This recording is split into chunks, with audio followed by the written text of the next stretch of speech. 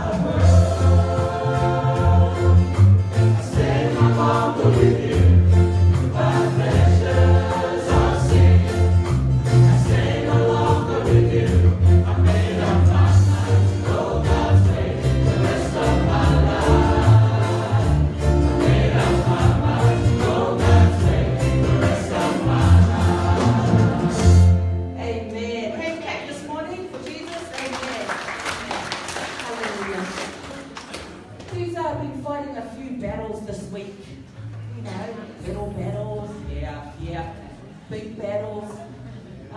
This morning, I'm reminded of David and Goliath.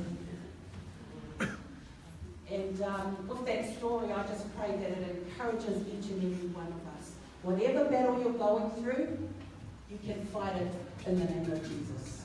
This morning, it's quite a new song, but I'm sure you'll be able to sing along with us, talking about how God fights for you and I, and everything that we go through. He's our Heavenly Father.